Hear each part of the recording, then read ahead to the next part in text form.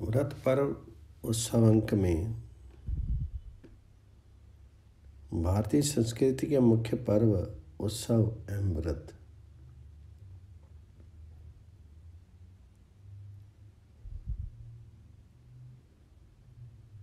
भारतीय संस्कृति में पर्व उत्सव एवं व्रतों की एक सुदीर्घ शास्त्रीय परंपरा है, जिसे मुख्य रूप से आनंद एवं उल्लास का समावेश है। इन पर्वों से अज्ञान, दुख, शोक और मोह की निवृत्ति होती है तथा अखंड आनंद की प्राप्ति होती है। इसलिए भारत में पर्व उत्सव तथा व्रतों की विशेष प्रतिष्ठा है। यहाँ जीवन का प्रत्येक क्षण व्रत, उत्सव एवं पर्वों से परिपूर्ण है। इसलिए प्रत्येक मास में व्रत पर उत्सव के विधि विधान हमें प्राप्त होते हैं, जो हिंदू संस्कृति के मूलाधार हैं। इस दृष्टि से इस स्तंभ में भारतीय सनातन संस्कृति के प्रमुख व्रतों, पर्वों तथा उत्सवों का समावेश किया गया है। साथ ही प्रत्येक मास में होने वाले पर्व, उत्सव और व्रत, उनकी विधि, महिमा एवं कथा को प्रस्तुत किया गया है। देवी गुणों को प्राप्त करने की दृष्टि से सदाचार, शौचाचार, सत्य, अहिंसा, ब्रह्मचर्य, यम, नियम आदि आध्यात्मिक व्रतों का भी यथासाध्य संकलन प्रस्तुत करने का प्रयास किया गया है।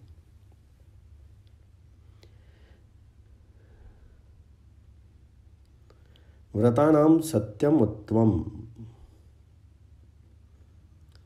किसी लक्ष्य को ध्यान में रख करके विशेष संकल्प के साथ किए जाने वाले उपवास आदि क्रिया विशेष का नाम व्रत है। लक्ष्य भेद से व्रत 3 प्रकार के होते हैं: नित्य, नैमित्तिक और काम्य व्रत। एकादशी आदि व्रत जिनके न करने से दोष होता है, उन्हें नित्य व्रत कहते हैं। पाप क्षय आदि निमित्त को लेकर के अनुष्ठित चंद्रायन आदि व्रत नैमित्तिक व्रत हैं। किसी विशेष तिथि से विशेष कामना के साथ अनुष्ठित व्रत काम्य व्रत की श्रेणी में आते हैं।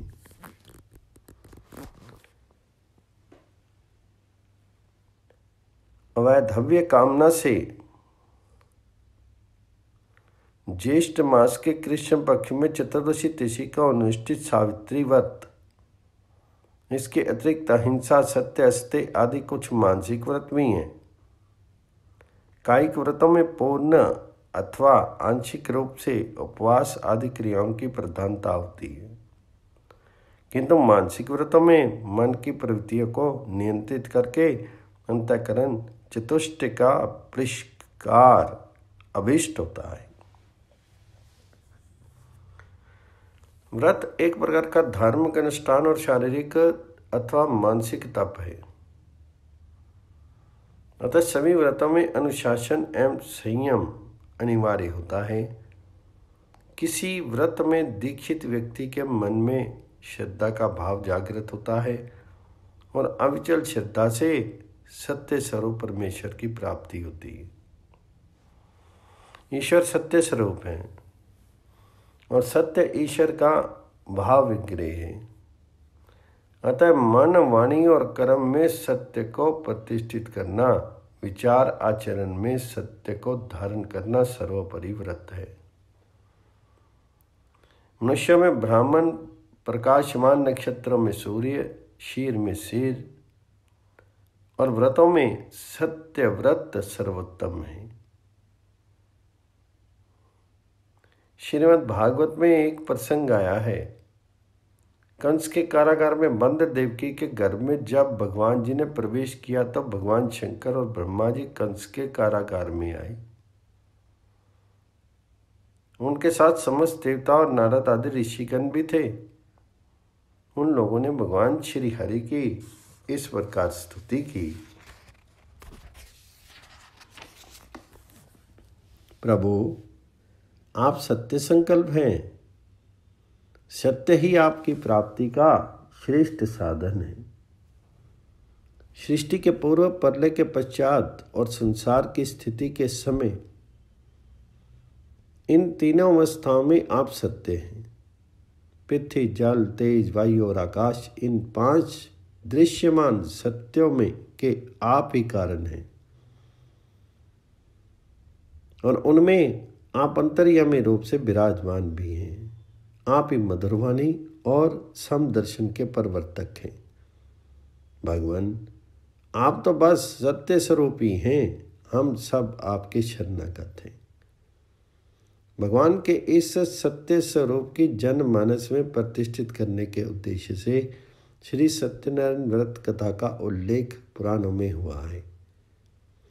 ये कथा यद्यपि पूजा परक है, किंतु कथा के माध्यम से ये संदेश दिया गया है कि सत्य ही नारायण का रूप है और सत्य व्रत का पालन करने से हम नारायण को प्राप्त कर सकते हैं।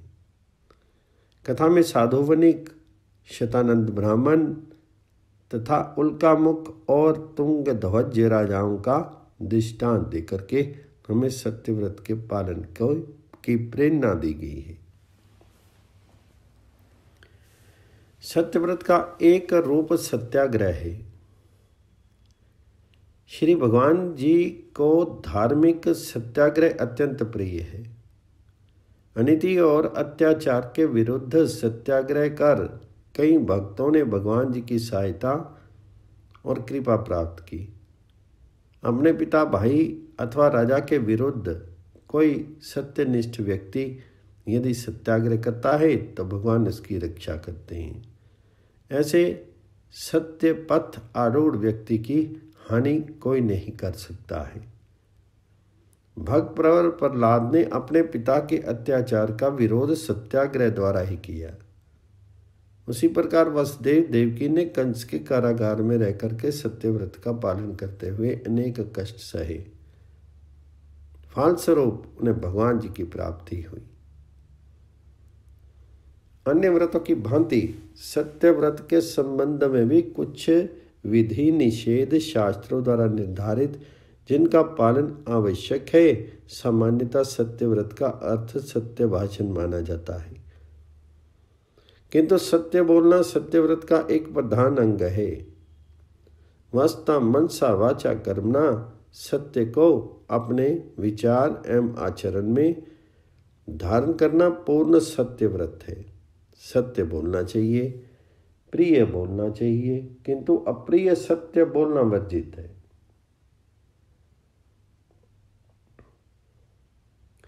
तप का वर्णन करते हुए भगवान श्री कृष्ण ने कहा है श्रीमद् भागवत गीता में, जो किसी को भी उद्विग्न न करने वाला, सत्य प्रिय तथा हितकारक भाषण है, वही वांग में तप है। अप्रिय सत्य बोलने से किसी के मन में क्षोभ हो सकता है, उसे मनोव्यथा हो सकती है। अतः अप्रिय सत्य बोलने का निषेध किया गया है। इसके अतिरिक्त वाक् चातुर्य द्वारा असत्य बात को इस प्रकार बोलना कि वह सत्य भाषण जैसा प्रतीत हो, सत्यव्रत का उल्लंघन है। तात्पर्य यह कि संकट काल में अथवा किसी भी प्रतिकूल परिस्थिति में लोभवश या भयवश असत्य बोलना सत्यव्रत का उल्लंघन है। अपने मन में सत्य स्वरूप परमात्मा की धारणा करना, सत्यम परम धीमहि मानस रूप है। मन से किसी की अहित कामना न करना, मन में सदा ईश्वर का चिंतन स्मरण करते रहना भाव संशुद्धि है। मन में सत्य को धारण करने का अर्थ है कुविचार को, कुवासनाओं को हटा करके मन में सत्य संकल्प और सद्विचारों की प्रतिष्ठित करना। मन बड़ा चंचल है, उसका निग्रह करने का उपाय श्रीमद् भागवत गीता में इस प्रकार बताया गया है।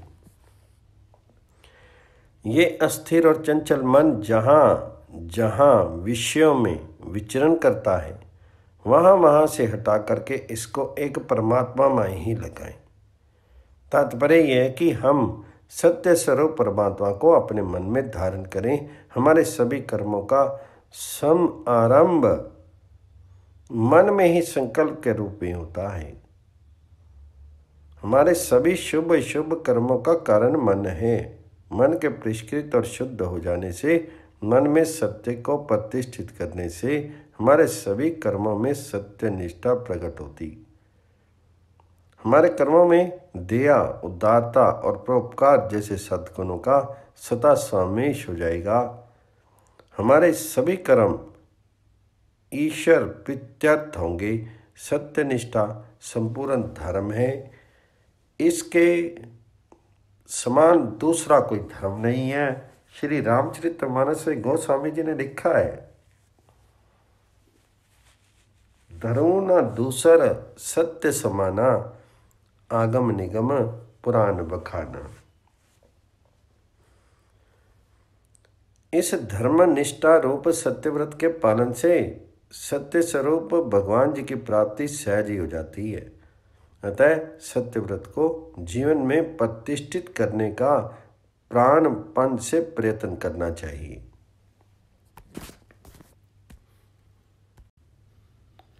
व्रत पर उत्सव अंक में श्री सत्यनारायण व्रत और कथा का रहस्य। हिंदू जाति के अजर अमर होने में अनेक कारण हैं। उनमें प्रमुख कारण है उनका व्रत पर्व एवं त्योहार प्रिय होना। प्रतिवर्ष, प्रतिमास, कीमा प्रतिदिन व्रतों, पर्वों और त्योहारों के मनाने की जैसी ललक, जैसा उत्साह हिंदुओं में पाया जाता है, वैसा किसी भी अन्य जाति में नहीं। यहाँ तो दशा यह है कि एक त्योहार अभी मनाया ही जा रहा है और तभी दूसरे को मनाने की तैयारी प्रारंभ हो जाती है। किंतु उत्साह, उल्लास और चाव में रंच भर भी कभी आने का प्रश्न ही नहीं है।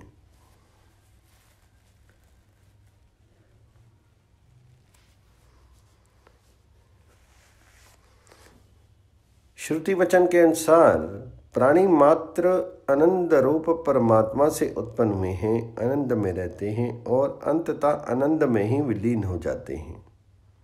इस सृष्टि की चरितार्था एवं दर्शन हमें व्रतों, त्योहारों एवं पर्वों के उल्लास में डूबी रहने वाली हिंदू जाति को देख करके अनायास ही हो जाता है।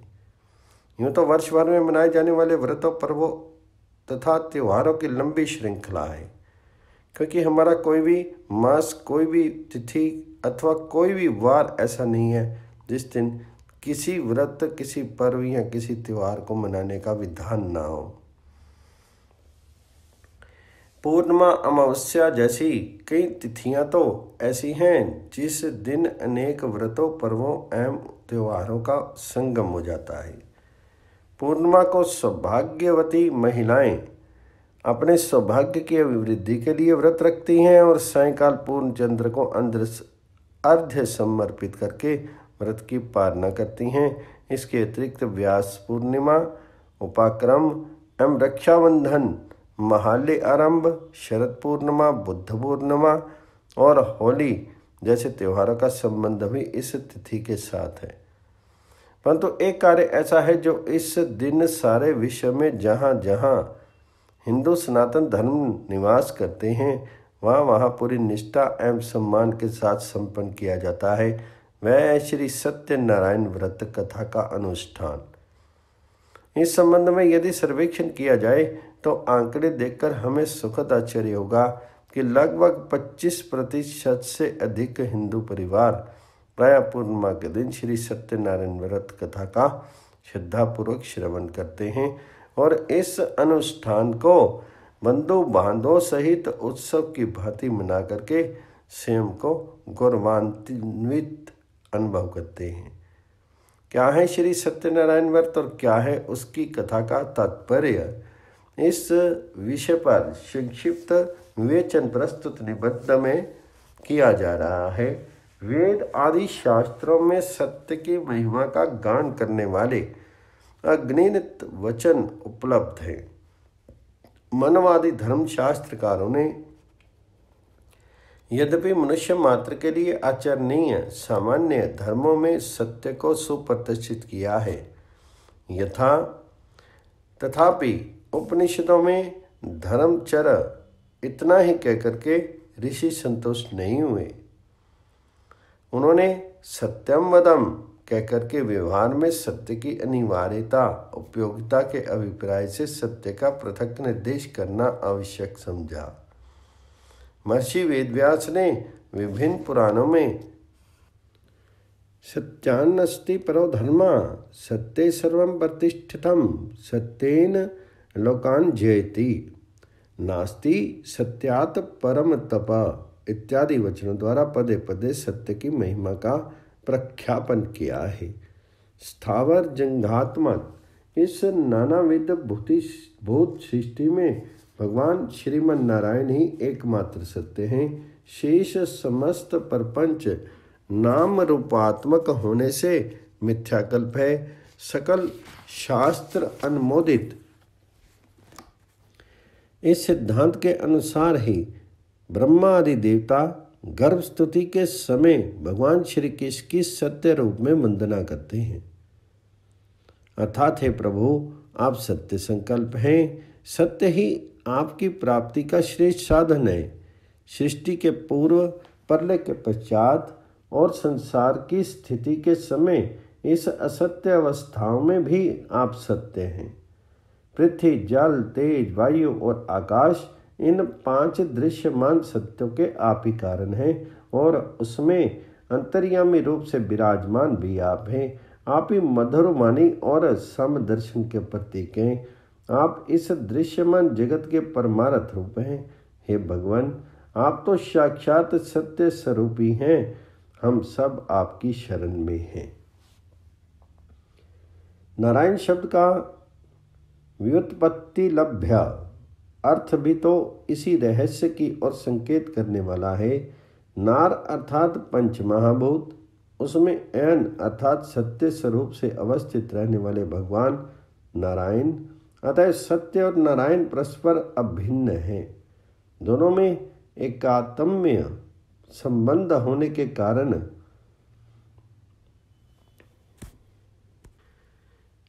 सत्यश्च चाचो नारायण सत्य नारायण, इस प्रकार कर्मधार्य समास करने पर अथवा सत्य नारायण इस प्रकार तत्पुरुष समास द्वारा भी सत्य एवं नारायण में सर्था अपृथा भाव ही सिद्ध होता है।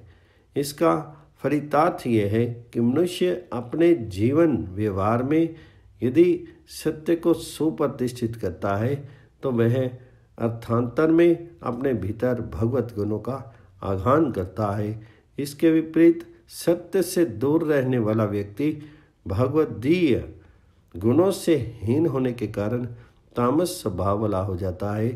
पाप कर्मों में उसको प्रवृत्ति बढ़ जाती है और जिसके परिणाम स्वरूप वह यह जीवन नाना प्रकार के क्लेशों से घिरा हुआ रहता है। मृत्युलोक में प्राणों की बड़ी दुर्दशा देख करके देव ऋषि नारद द्रवित उठते थे। श्री सत्यनारायण व्रत कथा की भूमिका के शब्द कितने मर्म समर्ची हैं और आज के संदर्भ में भी कितने यथार्थ प्रतीत हो रही है।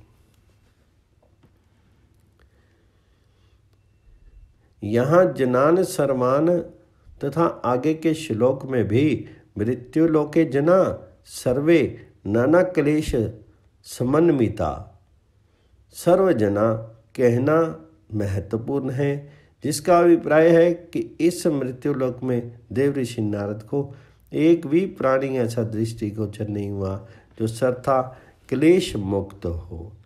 फिर संसारिक प्राणियों के क्लेशों को आत्यंतिक निवृत्ति का उपाय क्या है? उपाय बहुत ही सरल और सभी के द्वारा आचरण में लाया जा सकता है। अंधकार को दूर भगाने के लिए जैसे प्रकाश ही एकमात्र उपाय है, उसी प्रकार क्लेशों से मुक्ति पाने के लिए सत्यनारायण का आश्रय ही अमोघ उपाय है। यह उपाय भी किसी सामान्य जन ने नहीं, अपितु स्वयं श्री विष्णु भगवान ने अपने श्री मुख से देवर्षि नारद जी को बताया है। जीवन में सत्य को अपनाने का व्रत लीजिए और सद्य सुख प्राप्त कीजिए। सद्य का तात्पर्य है तुरंत, अविलंब, कीमा, हाथों हाथ। जो ही आपने सत्य को अपने जीवन का अंग बनाया, त्यों ही उसी क्षण से आपको सुख मिलना प्रारंभ हुआ। ऐसा चमत्कारी सत्यव्रत नारायण जैसे बिना किसी भेदभाव के प्राणी मात्र पर समान रूप से अपनी करुणा की वृष्टि किया करते हैं, उसी प्रकार सत्य भी तद्रूप होने के कारण सभी को क्लेशों से मुक्त करके उन्हें शाश्वत सुख प्रदान करने वाला है। इसलिए श्री सत्यनारायण व्रत कथा में ऐसे उन सभी व्यक्तियों की कथाएं संग्रहित की गई जिन्होंने अपने कार्य व्यवहार में सत्य को समाविष्ट करने का व्रत धारण किया था, फिर चाहे वे समाज के किसी भी वर्ग से थे। यहाँ काशीपुर में रहने वाला दरिद्र ब्राह्मण है तो उल्कामुख और तुंगध्वज जैसे राजा भी हैं। इसी प्रकार गरीब लकड़हारा है तो चतुर चालाक साधु नामक बनिया भी यहाँ है। गोचारण करने वाले साधारण ग्वालों की कथा भी यहाँ है। सत्य को अपनाने से जैसे ये सभी सब प्रकार से सुखी एवं संपन्न होंगे, उसी प्रकार जो भी सुखी एवं समृद्ध होना चाहे वह इन्हीं की भांति सत्य को अपने जीवन का अभिन्न अंग बनाने का व्रत धारण कर ले। यहाँ किसी के लिए द्वार बंद नहीं है। यही कारण है कि श्री सत्यनारायण व्रत कथा में जिनकी कथाएं संकलित हैं, उन सभी ने सत्यनारायण व्रत धारण करने का संकल्प लिया था। यही बारंबार कहा गया है। सत्यव्रत का अलौकिक प्रभाव। श्री सत्यनारायण कथा के अंतिम अध्याय में फलश्रुति के अंतर्गत ये बताया गया है कि सत्य का आश्रय देने वाले को क्या लोकोत्तर लाभ हुए। उन सभी को सत्यलोक वैकुंठ तो प्राप्त हुआ ही, दिव्य स्मरणीय शरीर भी अगले जन्मों में प्राप्त हुए। वाल्मीकि रामायण में सत्य के अलौकिक प्रभाव को दर्शाने वाले एक प्रकरण यहाँ प्रस्तुत संदर्भ में अत्यंत प्रासंगिक होने से नितांत माननीय है। जानकी जी को बचाने के प्रयास में रावण के भीषण प्रहारों से शत विशत एवं मरणासन जटायु को देख करके श्री राम करुणार्ध उठते हैं और नया शीर लेकर प्राण धारण करने की उससे अभ्यर्थना करते हैं, परंतु जीवन के प्रति उसकी अरुचि देख करके अंततः उसे दिव्य गति के साथ उत्तम लोक प्रदान करते हैं। वहाँ ये जिज्ञासा उत्पन्न होती है कि मोक्ष प्रदान करने की सामर्थ्य तो केवल विष्णु भगवान में ही है, फिर मनुष्य रूप में विराजमान श्री राम ने जटायु को मोक्ष उत्तम लोक किस प्रकार दे दिया। ये तो मानव लीला से बाहर का विषय है।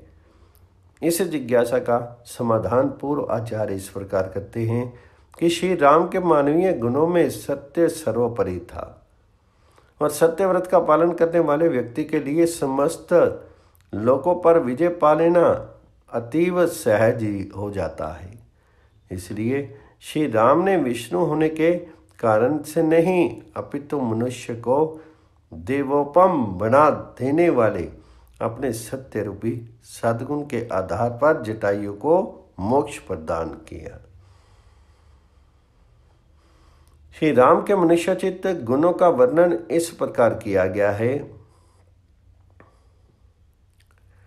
इस प्रकार सत्य को नारायण मान करके अपने संसारिक व्यवहार में उसे सुप्रतिष्ठित करने का व्रत लेने वालों की कथा है श्री सत्यनारायण व्रत कथा।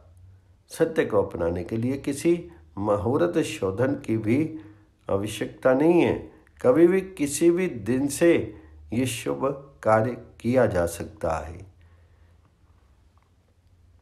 बस आवश्यकता है केवल व्यक्ति के दृढ़ निश्चय की और उसके परिपालन के लिए संपूर्ण समर्पण भाव की।